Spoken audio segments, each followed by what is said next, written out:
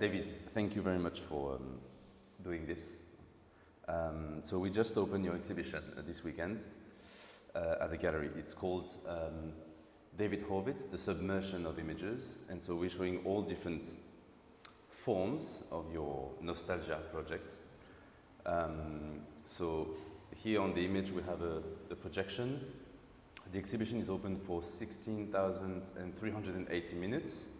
We're showing 16,380 photographs from your archive. They're projected for 1 minute each, and then they're deleted.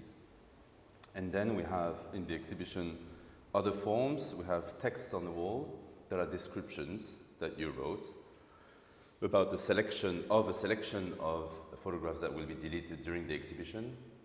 And then we have all the books about the project. We have 3 copies of the original artist books that you made even before starting Nostalgia. And then we have the 3 versions of Nostalgia, and we just published the one for the exhibition with our friends, Gato Negro and Edition Taube, and with the support of several good friends. There's the Storben collection, there's Pierre Giorgio and Jordanis, there's Yvon Lambert, there's Chad Lude. And so we managed to have a great book, 300 descriptions of 300 photographs that are part of the 16,000 and something that will be deleted. Well, so you delete all the photographs, right? But for instance, on the video now, there is still a trace of a photograph. For instance, the one that just disappeared got deleted, but it's in the video still.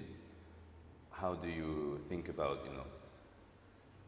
these staying somewhere in the end? Well, I mean, it's complicated. I mean, I could have just said no. But, I try not to be, not that I try, I'm not interested in being so strict because in the end I have no control. Because you could say no photographs are allowed. It could be like a Tino Segal, no photographs are allowed in the exhibition. But then I don't want to exert such a kind of authority onto the visitors. So there's obviously slippages. Like for me, there's the act of the deletion of the photographs that I carry with me, and this kind of baggage, this weight, this burden of an archive. Well, is this sakura? Can't tell. I think it's prune. It could be a plum. Yeah, it could be plum tree.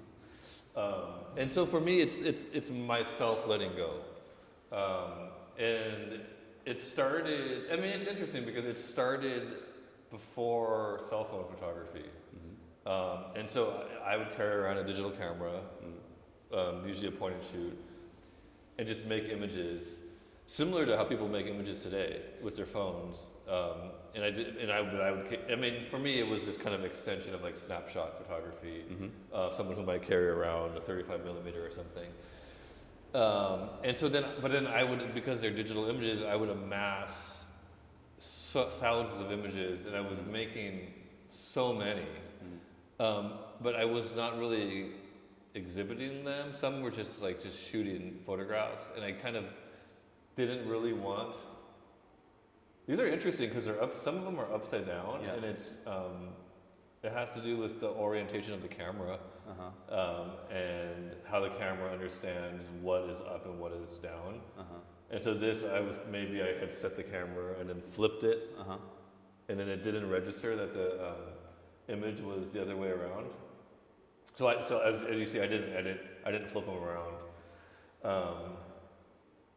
But this is probably like a Chinese restaurant somewhere, as you can tell. Well, sometimes you remember, sometimes you don't, right? Yeah.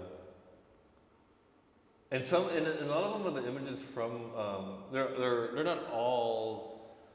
So basically, as I was saying, I'm starting with point and shoot, digital cameras, and then I'm going into cell phone. And so there's like different cameras that are being used. But to get back to the beginning, oh nice. This is when I used to travel with green tea, Japanese green tea with me. So I could just make my own green tea wherever I was.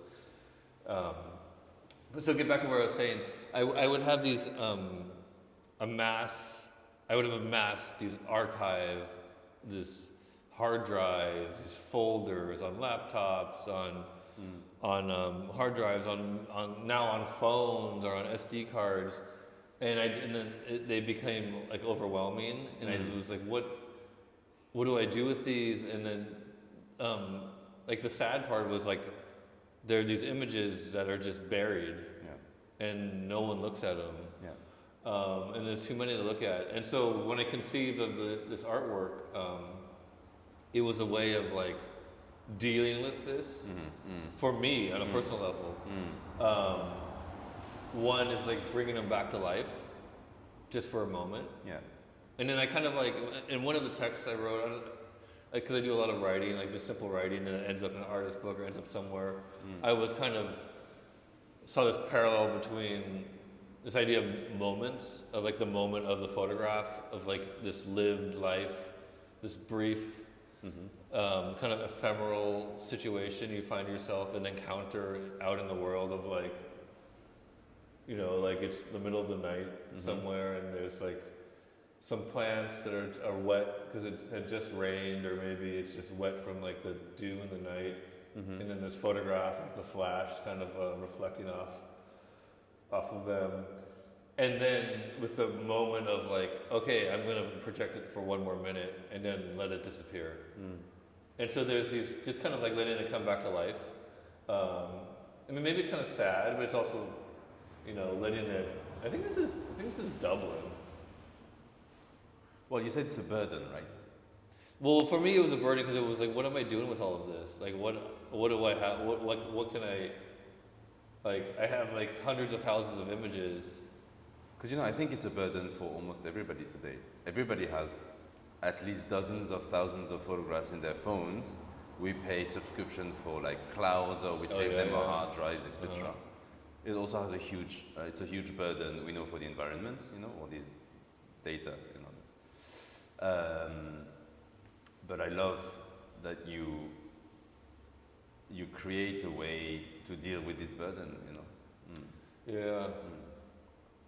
And like what I was saying before, like for me, it's like, you know, there's a video of the images now. I mean, I would never make the video. But it's like, okay, I'll let you do it. It's fine, you know, because I'm just trying to let them go. And part of letting them go is like, you know, they could end up in another place. I like the idea that it becomes, so this is from your archive that you're slowly deleting, right? So you're making the archive slowly, how do you say, lighter? But then it becomes the burden of somebody else, because, you know, all the people who came for the opening, for instance, they were taking pictures of the projection. So it becomes, well, it's a picture of the picture, but it's in their archive, so it's their burden now, and we'll see what they do with it. Yeah, definitely. And the title is Nostalgia because of a movie. That was the connection, right? Yeah, it was the Hollis Frampton film, where Hollis Frampton basically is, I forget what you call them, these like the electric stoves. Electric stove, the old burners. The tray, He puts the photograph on the burner and then burns them. And then there's like, I mean, there's this whole other thing happening where there's these voiceovers that are describing, I can't remember if it's the image before or the image after. I think I remember the describing, so it's another artist describing, well, a little bit of the photograph, but many of the photograph that you see, but you see it just for a few seconds because it starts burning, so then it just disappears. And then he says things about the context. But it's not the photograph you see. It's either the photograph that just burned or the photograph that's about to burn. They play with time, and they create like a strange suspense. But the big difference is, I was thinking, he's burning, or they were burning a print, right, of the photograph. So technically, they still have the negative. You don't, you know. Once the file is deleted, you don't. So these are Ireland. And the projections, I have to say, are random. However, they're put together. They could be chronological order. they could be in like sequence. However, once I've taken so many images, it goes. I don't know. I can't remember. It's like 9,999 is the last number. It could be filed before it goes back to one. Wow. And so there's like different sources. So if they're sequenced, then there isn't a chronology. It's not in exact chronological order because things could be like in between. And so when you come in to see them, they're like the moment. It's like a memory. It's like when you remember things. It's, you don't remember things in order. They're kind of different ways. And one of the reasons for that was just to like mix it up a bit when you were to look at it. Because I imagine if it was just like, what is a day? How many hours is the gallery's open?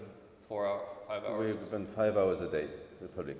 So that's what 300? No. That's 300 photographs. I'm per too day. tired. It's 300 photographs per day. Yeah. So you could imagine each day is a kind of unique projection. Yeah.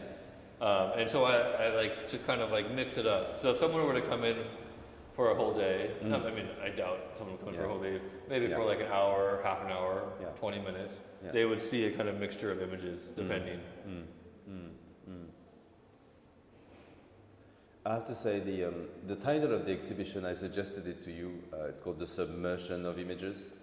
I was thinking there's a beautiful series of photographs in the late 1920s, so it's about 100 years ago, right, a century ago, by a Belgian surrealist called Paul Nouget, and it was called The Subversion of Images, and that became the title of that big exhibition that was at Centre Pompidou, about surrealism, films, photographs, and I think there's something very surrealist in what you do, but updated a century later.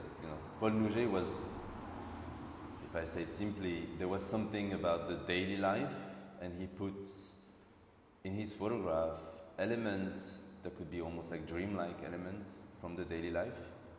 But back then, photography was in a very different state, right? And now it's a submersion of images, billions and billions and billions of images. We don't even know what to do with them. Well, you do. And so I thought it's a good, well, it's just a sign, but there is really something about an updated version of surrealism in a lot of the practice, but in this project, Cool. Yeah.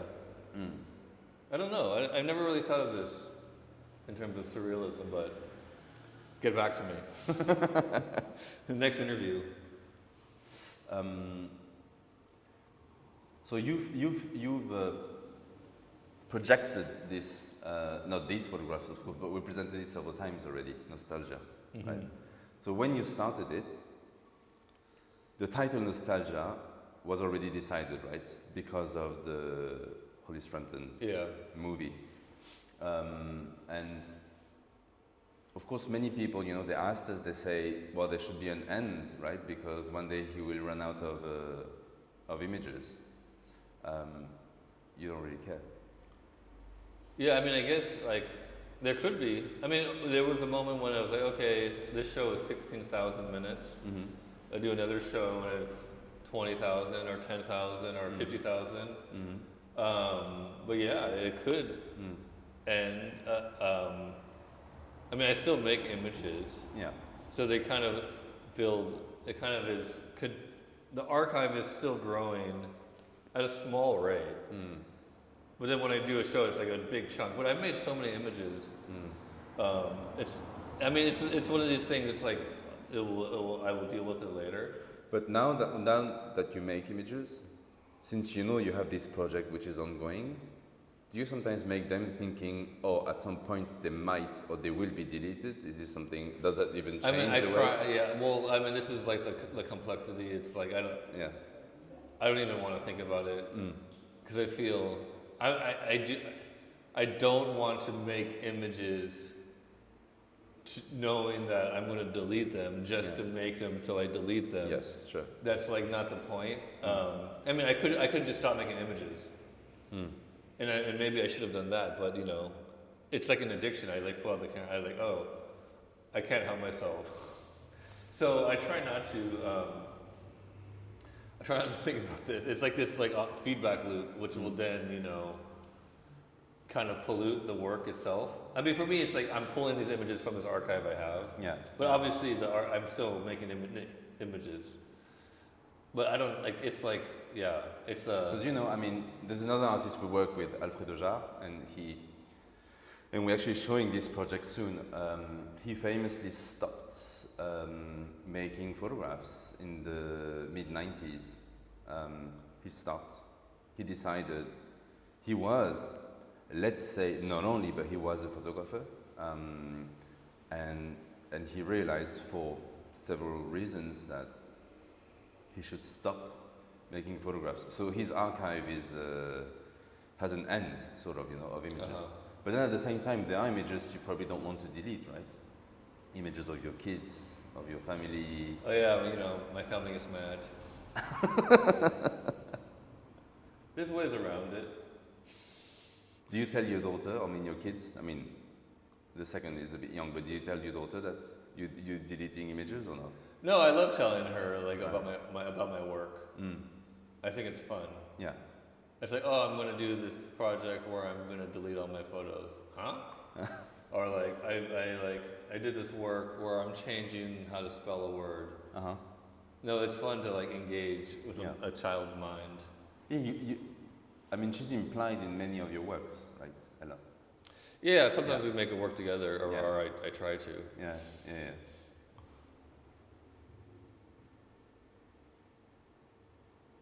But it's like, we have so many images, you look at a photo, it's like, in different moments of history, the relationship of photography to family life and personal memory it changes with the technologies of the time. And so at one moment in time, oh my God, I just thought of something interesting. I'll talk about it in a second. At one moment in time, you have a family album. And this represented the family growing up. Yeah. And then maybe you have a carousel of images. And the carousel of images could be also family growing up. It could be one vacation. Or maybe you have an album that's one vacation. And then you start making more images. And now you have folders. I remember my mom, this is a funny story, not the story I was going to tell, different story. My mom went to Brazil and she had hundreds of images. And then they got transferred when she got a new computer, and they all got erased. And she was upset. And I was like, well, when were you going to look at those images again? They were a folder. Brazil, 2003 or 2010, whatever. And a folder that was on your iPhoto that was, then you got a new computer, so it came to the new computer, but then it didn't transfer, so they all got erased.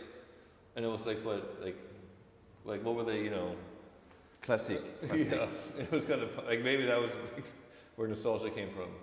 No, but the anecdote I just thought of was when I was, I don't know when I think I was in undergraduate school in Riverside, where I was I was kind of studying photography with Uta Barth and John Davola, Brandon Latoux, and I was going to thrift stores, used stores. I saw used goods, and this one thrift store I was going to had photo albums, but they had a policy not to sell personal photos, so they would remove them all.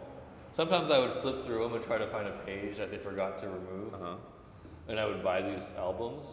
But I remember I bought an album, I still have it, and it had all the images are gone. But it had The captions. descriptions. And I was like, this is so cool. One of them was Paris, 1968. And I was like, Maybe unconsciously that's where you got nostalgia from. I was like, what is this image of Paris 1968? From some American tourists. Yeah. What could be on this image?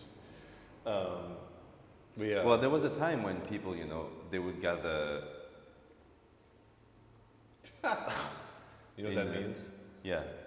Que schifo.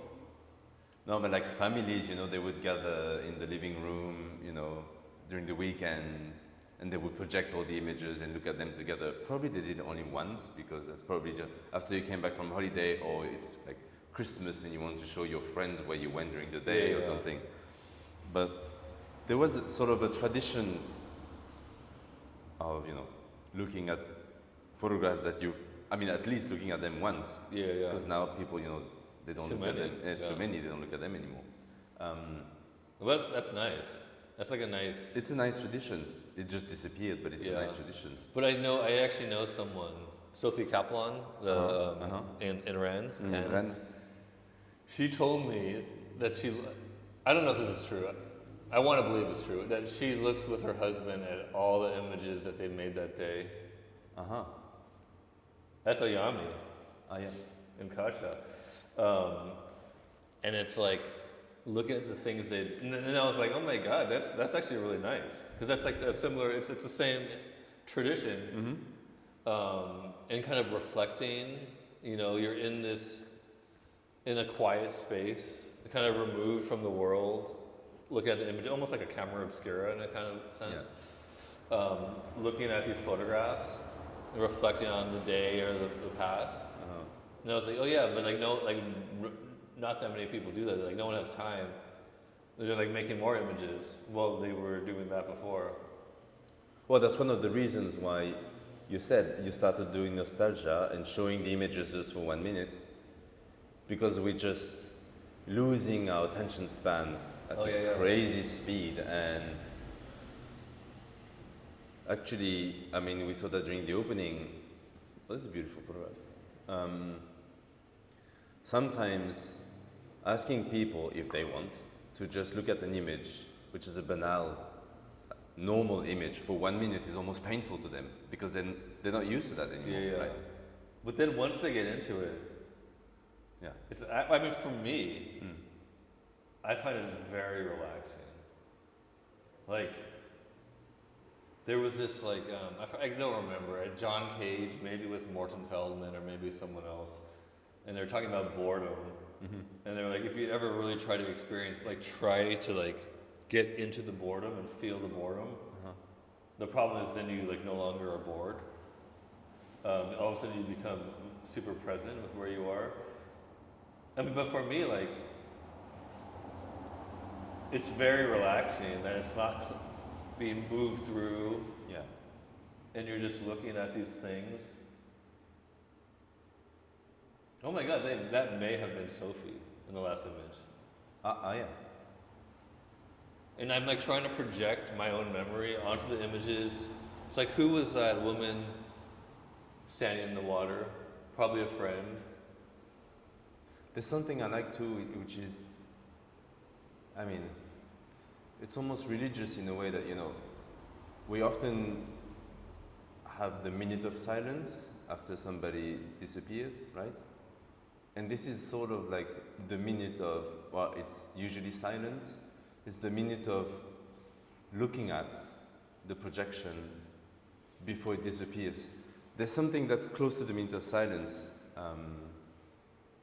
in this project. I mean, it's going to end. During the opening, people were looking at the photographs, and I had told them already, they knew what it consisted in, but at some point I said, are you just aware that what you're looking at is going to disappear forever in a few seconds? And suddenly they realized that, I mean, we knew it, but now we're aware of it, and that changes the way we look at it, right? But then everything's going to disappear. Everything's I going to mean, this is disappear. going back to Yeah. our Buddhist, Yes. the Japanese garden. I mean, this is Lucas, and most likely is somewhere in between the Grand Canyon and Sedona, Arizona, probably. But it could be somewhere else. It's definitely America. This is America. This is America. Oh look, David. Oh yeah. Well, David's gone. Sunflowers. This is cauliflower mushroom. Probably in Berlin.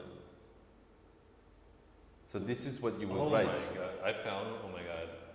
I don't know if this is here. This is an anecdote, but this is also the thing that like evokes these memories, almost like a kind of Proustian, like Yes. reaction. I was in a Zen garden in Kyoto with my friend Ayami, and in one of the moss gardens, this giant cauliflower mushroom was growing, and we got permission from I don't know if who the abbot, if it's who the head priest or what they're called. I forget what the name is of like the hierarchy of the people who live in the temple. But he was like, "Oh, you can pick it. It's edible. Just don't touch the moss." Yeah. And so we were like, Yeah. and we got this giant cauliflower mushroom in this old, like probably 500-year-old garden in Kyoto. And then Ayami like made a tempura, and we ate it on soba. It was like, this is the garden inside this mushroom. It's a bit of a personal question, but you have, I mean, that's something we share. You're part Japanese, and I am too. You think a lot of Japan now in your work. There are many projects where there's something about Japan involved, or you went there, or you know. Yeah, I mean, I you know, it's part of me, so Yes. it can come out when it wants to. Yeah. It's not necessarily intentional, but you know, it's definitely present. It's more like Japanese American. It's like distant from Japan. That is the compost in my garden. So where you live now in LA, you have a big like community shared garden, right? Well, not necessarily. Well, you're allowed to use that space. Well, there's the garden that's next to my studio. That's not really a community garden. Everyone always asks, "Is this a community garden?" And I was like, "No," Yeah. because it's just me in charge. Sorry. But it was on an abandoned plot. Not abandoned. It was a vacant plot of land that's still owned by someone who gave me permission to build the garden. So it was more. It's kind of like, I call it an artwork. I mean, it's also a place where things can happen, like performances, readings, whatnot. So there is a community around it, but it's not a community garden in the sense that a community is in control Yes. of how it grows, like what happens. You just made a book called Pissing in the Garden, Yeah. right? It's all the people who came to piss. Yeah. I mean, peeing is very, beneficial for soil, for plants. Nitrogen it helps decompose plant matter. I thought that ammoniac wasn't that good though. How do you say ammoniac? Ammonia. Yeah, I mean, you don't pee in the same plant. Yeah. I mean, you just pee around. Yeah. You know, if you pee on the same plant every day, you're gonna kill the plant. Kill the Yeah. There's another artist we work with, Daniel Blaufuchs. He has a garden outside of Lisbon, and that's become true, almost like a work for him. Chanterelles, Giraud, Yes. Shiso. Ah, yeah. Of course, when you make a selection of, I mean, you choose all the images you want to delete. There are some that you don't want to delete, right? You want to keep. Yeah. Well, okay. So it's like, I mean, obviously, like maybe the most radical act would be, okay, just delete the whole thing and project everything. I'm out of respect for some people in the images. You know, I try to go through them to make sure, you know, there's not an image of someone in, you know, a situation where they don't want it to be public. Yeah. My friend, you know, naked on the floor in somewhere. And so I do edit them. Also thinking about what I talked about before, the viewer, and maybe trying to make a kind of interesting selection for that time. And because I have so many images, you know, I have the freedom to like play with, because it's not like we're going to project all the images I have left because I have so many more. But yes, there might be like, as I'm selecting them, I might skip over some, not just because it's a friend, but maybe like, oh, this is a picture of my daughter at this moment. Yeah. Save it for the next time. Then you'll see. And then save it for the next time. Yes. You know, like I could all, you know, I don't think the integrity of the work is lost. You know, like maybe like, oh, this is really nice. I'm going to make a print for my wife and my mom. And then I delete the photo. So there's like, you know, these moments to like, so I mean, for me, it's slowly the kind of, the whole flood of images is slowly going down to nothing. But there's still some there because... Well, I mean, you just said it. You would, for instance, make a print and give it to your wife or your mother or your family and then delete it. And then It's almost as if in the end, the image file, of course it exists, right? Is it really a photograph yet? Of course it is, but at the same time, it's not really the same, right? Yeah, no. Yeah. Yeah. I mean, it's complicated. Well, no, I mean, I just remember, of course, but they're in the exhibition, the 3 books that we're showing. So I should explain.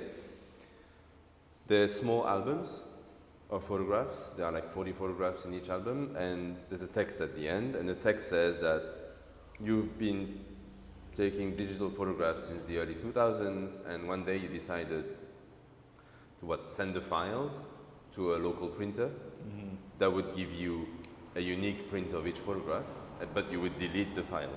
And the books, they contain the only existing form of the photographs, and that's pre-nostalgia. Yeah. But of course we get the link. Of course we Yeah. I mean, and that for me is part of, it's like this organic process of my practice where, you know, I'm slowly over the course of some years arriving at what is now nostalgia. Yeah. And so here, now we have nostalgia. It's an artwork. It's defined. It's these projections. They go for 1 minute. They go for the duration of an exhibition, etc. But there's these moments where that artwork is being realized, is being drafted, is being sketched.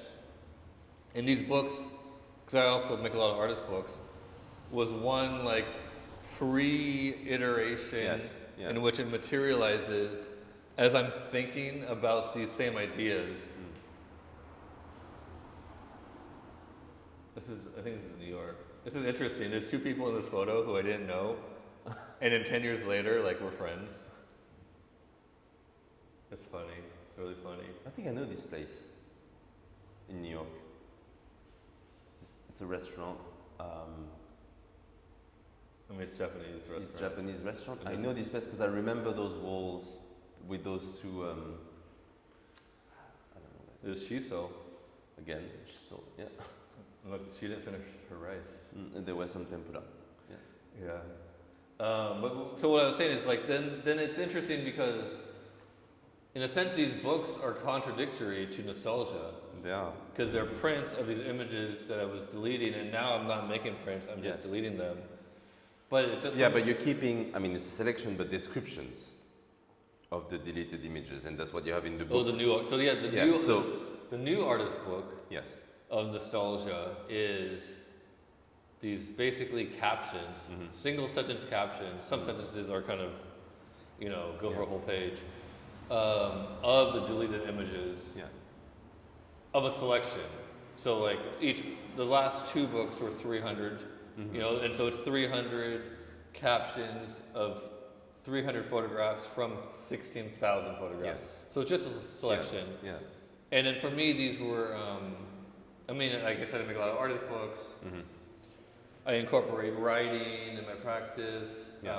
So it was just this kind of confluence of these activities of like, okay, like I wanted to think and write about these images, some of them, and then just to kind of see what would happen. And then it's interesting because in a sense, like I could read them and I could see the image in my head.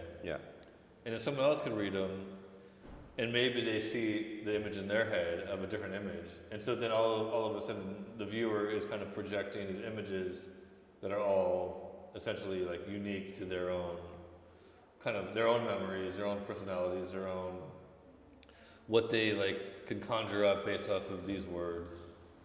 Well, photography is about memory in the first place, right?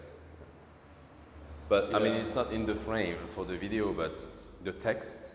So you can reproduce them. I mean, one can reproduce them. I mean, handwritten, whatever the size is, or if it's printed, whatever the font is. And well, it's out of the frame. But here, there's one you just wrote directly on the wall. It says moon dot, and then 24th of March 2007, 8:06 p.m. and image file img 2522.jpg. So this is one form of a description, but this one is very short. Moon. This was photographed on the day after my birthday. When I lived in LA, like 6 months before I moved to New York. Uh-huh. It's crazy. Well, after you moved here. Yeah, where is this? I don't know where this is. This is probably is this maybe Governor's Island? No, it's too high. It could be. I don't know. Could be. It's snowing. No, I think it is Governor's Island. But how did it get so high up, this vantage point? Because that's the Governor Island ferry. Uh-huh. There's a Lawrence Weiner on that ferry building. Because definitely I'm like in the middle of the kind of confluence of the East River and the Hudson. Interesting. Why did you move to New York? I mean, it doesn't matter. Okay. I had a girlfriend. I see. You know. Oh look, this is funny. Bring chin. This is learning how to breastfeed. Mm-hmm. Latch. Well, I mean, I was saying before, there's like a contradiction in inconsistency in the first books and this. Yeah. Which kind of like it makes it's like, oh, like this doesn't make sense. But then like for me, it doesn't matter because I'm like producing things, and some of these things are like the ideas are being refined and they're changing and they're moving into a different direction. And so it's like, oh yeah, there's these books that existed before this, and so it's like it's interesting because it was like another possible future. True. It could have went somewhere else. Nostalgia could have just been all prints. I don't think there's a contradiction. I mean, it sounds like it's the opposite, but the meaning is the same, right? Yeah. But for me, I like that because it's showing this, trying to figure out a form of something that could be a different form. Mm-hmm. This is so funny. This is like, you don't, I mean, I'm like, I mean, this is not relevant. You could edit this out, but I'm really like interested in like human knowledge that would have been passed down for millennia. That gets disrupted in our like current societies where like, you know, the children move to New York, people like you no longer live in these extended families of like where like you're living with your grandparents and your great grandparents, and you forget how to do these normal things. Yeah. Like how to breastfeed because no one teaches you. I had this book of this is so weird. I'm not even. Never mind. I was like, we don't even talk about breastfeeding in this. It's not important. I mean, this is other like I've always wanted to do a performance where I show some of these images and then I just start talking. Everyone would just like leave.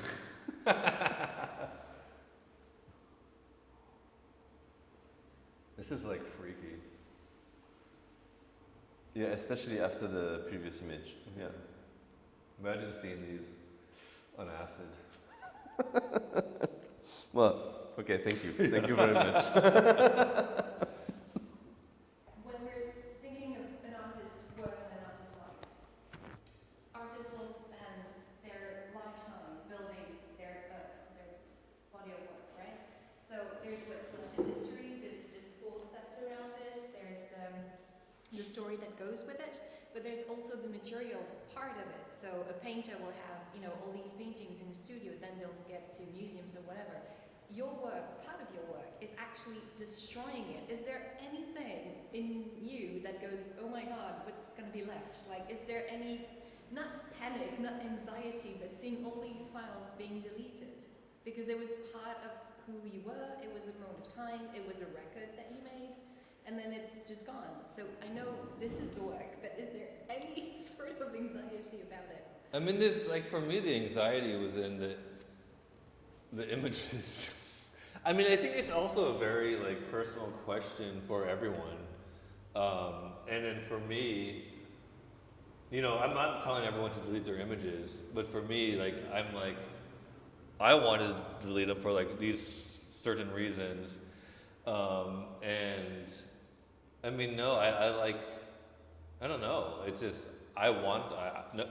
no, the answer is no. Some people ask me, like, oh, what about your archive? What about this? Like, you need to save 2 copies. If you go to my studio, like, sometimes someone will want an artist book. I was like, oh, I don't have any more of those. I gave them all away. And they're like, you're supposed to save 2 copies. I was like, why am I supposed to save 2 copies? It's like, for the archive. It's like, this is not my job. This is not my job. I'm like, if you, like, but I've always been like that, and I don't know where that comes from. Like maybe, you know, we could go back to Japan and talk about, like, the omiyage. Yeah. Like the gift. And it's like, you know, it's like, it's just a gift. This is a real gift. It's like, I gave you the last copy of this one artist book, and I don't have any more.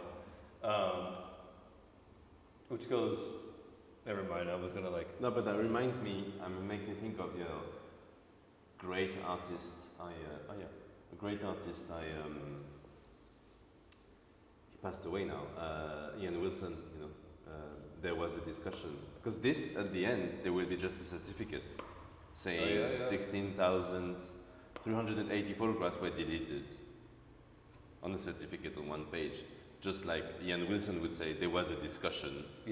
And it's signed, right? Wait, what's interesting about Ian Wilson is thinking about the photo books. But correct me if I'm wrong. I'm pretty sure I read a transcript of a discussion of Ian Wilson, maybe with Lawrence Weiner. I think, because there is one book about discussions. And I don't think they have the full discussion. I wonder, but they were like public ones, right? In New York or something. And then there would be maybe a summary of what was discussed. And so I felt, I could be completely making this up. And I think I saw it in a prints and drawings exhibition at MoMA, maybe like 10 years ago. And I was like, oh, this is like the work before it becomes just a certificate. And the artist is saying, we need to write this down as a document of the event that no longer exists.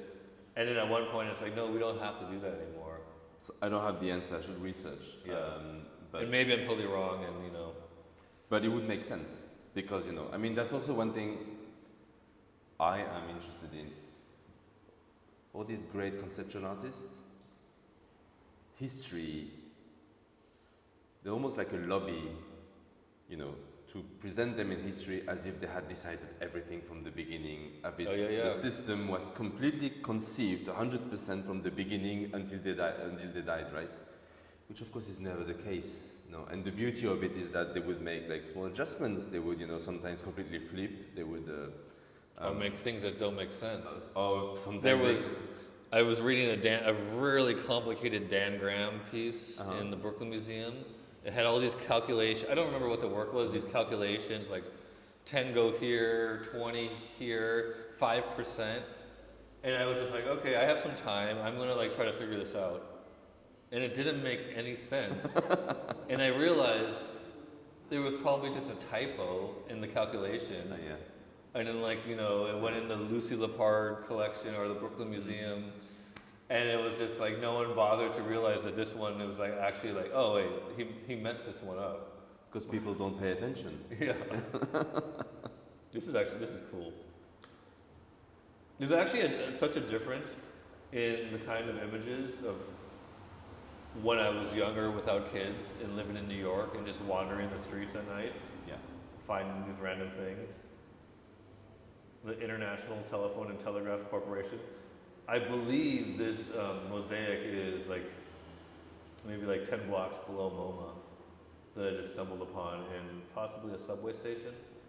I'm sorry, there's a subtle metaphor with this guy. Oh yeah, I know. I mean, well, Unicorns.